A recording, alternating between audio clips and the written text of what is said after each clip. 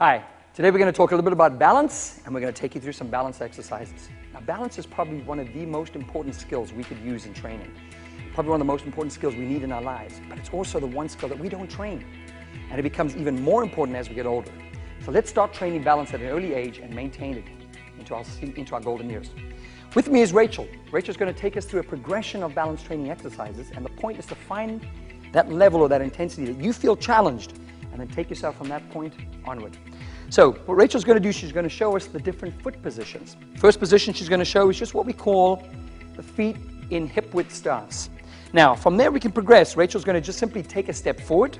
So we can call that a staggered position or just a step position.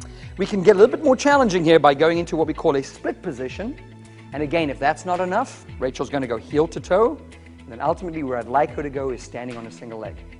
And so that's going to be your progression. So again, choose one that's appropriate. I want it to challenge you, but I don't want you to lose control. I want you to stay tight through here. And I want you to also feel the muscles in your glutes and the side of your hips working, because the whole idea is that's where your balance training is. And those are the muscles we want to tone and shape up. Okay, to start with, so Rachel, I'm going to have you go into a heel to toe position. And we're going to just apply some variables here. Each one of these is intended to make the exercise a little bit more challenging. So again, choose the one that you feel is appropriate for you. Rachel, we're going to start by taking our hands overhead. Now again, it may not be much of a challenge. That's fine. Let's drop one arm out to the side. Now what I would like you to do, Rachel, is lean that way. And again, try and keep yourself really tight through here and just lean your trunk. And we can take it to the side, but we can also bring her around to the front. So let's bring that arm to the front, and she can lean forward. She can lean backwards. She can even rotate around. So you got your choices. Now again, if you don't feel like that's enough of a challenge, let's raise the bar here. Rachel, go ahead and put a finger just about 10 inches in front of your face. And what I want you to do is simply let the finger drift upwards, but follow it with your eyes. Don't move your head. So we're going to move your hand around. What we're doing is really confusing the eyes, because that's really where your balance is centered. So by doing this, we're kind of throwing off your balance centers. Now we can, again, if Rachel's doing the movements and she doesn't feel challenged, we can repeat it, but now I want you to move your head with you. So take the head up, because you have balance centers in your ears too. Let's challenge those. Still not enough? You're going to repeat those movements with your eyes closed. So let's go ahead and do it now. Repeat with your eyes closed. And the whole time Rachel's doing this, she's thinking, control. Tight through her core, tight through her glutes. This is really the area of the body we're trying to stabilize. So really focus on that. Remember, we want quality of movement. How long should she do this for? Again, maybe just 10 repetitions. Take a set, mix up the feet, change the different positions. I want you to get a workout where you feel, yep, there's some muscle activation taking place there. Now, let's ramp it up one more step. Rachel, we're going to go into one leg. So we're going to stand up on one foot, and we're just going to start mimicking what we do when we walk. Rachel's just going to swing her leg forward, swing that leg back, and then she's going to let the arm naturally swing.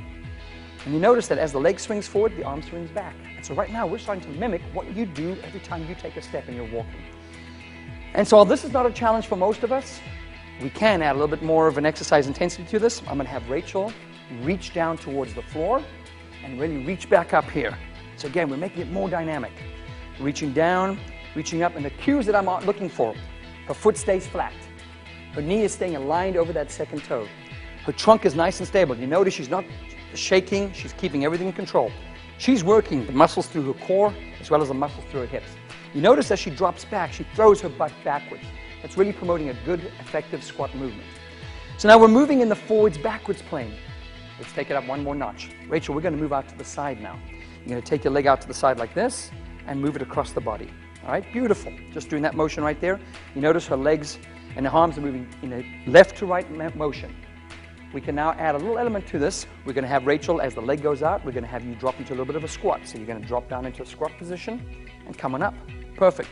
Again, looking for that alignment. The foot is on the floor, her butt goes backwards. She's trying to keep that knee nicely aligned over that middle of the foot, and her trunk is nice and stable. And then we can move into the third plane. The third plane will be where Rachel's actually going to take a leg across the front of her body and then around the back.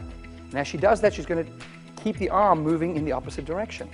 So she's doing a movement right there. Again, she's going to start to feel that. Doing one set of 10 repetitions, she's going to start to feel it right through these muscles around her butt. And again, we can challenge this a little further by having her drop into a bit of a squat position and coming back out of it. Beautiful. Now, keep in mind, you can always put the foot to the floor if you're losing your balance. I want quality of movement, not quantity.